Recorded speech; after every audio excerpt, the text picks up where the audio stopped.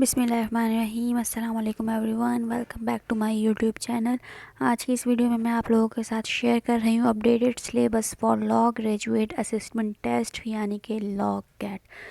जैसा कि मैंने आपको इसके साथ शेयर किया कि लॉ गैट 23 फरवरी 2025 को कंडक्ट किया जाएगा, तो उसके लिए लाजमी है कि सबसे पहले आपके साथ इस टेस्ट का सिलेबस शेयर किया जाए, क्योंकि लाजमी सी बात है जब भी हम किसी एग्ज़ाम में अपेयर होते हैं या तैयारी करते हैं सबसे पहले हम उसका सिलेबस देखते हैं। अगर हम बगैर सिलेबस की तैयारी करते हैं या रैंडम तैयारी शुरू करते हैं तो एट द एंड या एग्ज़ाम डे हमें इस बात का एहसास होता है कि हमने जो पढ़ना चाहिए था वो तो हमने पढ़ा ही नहीं। इसलिए सबसे पहले हम सिलेबस डिस्कस कर लेते हैं। लॉ गैट के सिलेबस में सबसे पहले इन्होंने किया हुआ है सिलेबस को डिस्ट्रीब्यूट मुख्तलिफ़ पोर्शन में। अब इस हर पोर्शन के इन्होंने मुख्तलिफ़ मार्क्स सेट किए हुए, किसी के 5, किसी के 10, किसी के 20। तो हम शुरू करते हैं। सबसे पहले जो हमारे पास पोर्शन है वो है कॉन्स्टिट्यूशन का। इसमें सबसे पहला पार्ट है कॉन्स्टिट्यूशनल हिस्ट्री ऑफ पाकिस्तान। इसमें डिफरेंट इन्होंने केसेस दिए हुए हैं जिसको आपने यकीनन आपने अपने प्रीवियस स्टडीज़ में पढ़ा होगा, इनको आपने डिटेल से पढ़ना है। उसके बाद हमारे पास आ जाता है कॉन्स्टिट्यूशन ऑफ पाकिस्तान 1973। अच्छा, इसको ना इन्होंने डिफरेंट पार्ट्स में डिवाइड किया हुआ है। सबसे पहले फंडामेंटल राइट्स हैं फ्रॉम प्रीएम्बल टू आर्टिकल 40, ठीक है। उसके बाद आर्टिकल 50 से 89, उसके बाद दी जुडिकेचर आर्टिकल 175 से 212 तक, ठीक है। इसके बाद हमारे पास आ गया इंटरनेशनल लॉ।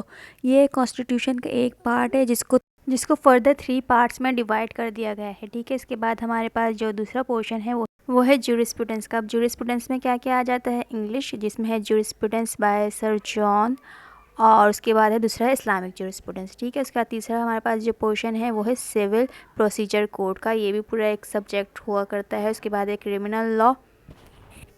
अच्छा, क्रिमिनल लॉ भी फर्दर डिवाइडेड है, एक तो पीपीसी में यानी कि पाकिस्तान पीनल कोड, दूसरा है सीआरपीसी में यानी, और इनके भी फर्दर चैप्टर्स हैं जो कि आपको इसमें पिक्चर में जो सिलेबस मैंने आप लोगों को दिखाया हुआ है इसमें आपको डिटेल में मिल जाएंगे। वीडियो में जो शॉर्ट बताना है इसलिए मैं आपको इनके मेन कंपोनेंट्स बता रही हूँ। इसके बाद हमारे पास है लॉ ऑफ एविडेंस, जिसमें कानूनी शहादत ऑर्डर आ जाता है। इसके अलावा है प्रोफेशनल एथिक्स, ठीक है। इनकी मार्क्स डिस्ट्रीब्यूशन कुछ इस तरीके से 5 marks, 10 marks, 20 marks, different portion. अब इनकी मार्क्स डिस्ट्रीब्यूशन आप लोगों ने देख लिया। अब इसका एक हल ये है, अगर आपने अपनी 5 ईयर डिग्री बहुत अच्छे तरीके से की तो इसमें से कुछ भी आपको स्किप करने की ज़रूरत नहीं है।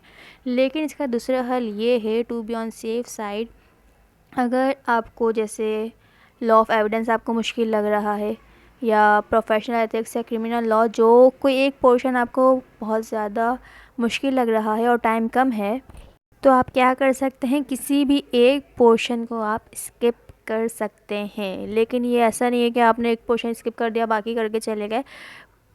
आपके सिलेबस में से कोई सा भी सवाल किया जा सकता है। अगर आप पास्ट पेपर्स उठा के देखें तो बहुत उन्होंने ऐसा भी है, बहुत माइनर चीज़ें पूछी हुई हैं जिसको अक्सर स्टूडेंट्स छोड़ देते हैं कि ये तो नहीं पूछ सकते, लेकिन वो माइनर चीज़ें भी पूछी हुई हैं और कभी कभी उन्होंने बहुत मेजर चीज़ें पूछी हुई हैं। इसलिए आपको अपनी तैयारी अच्छी करनी है, क्योंकि इसके पासिंग मार्क्स 50 हैं। 50 से कम वाले को पास करार दिया नहीं जाएगा, ठीक है।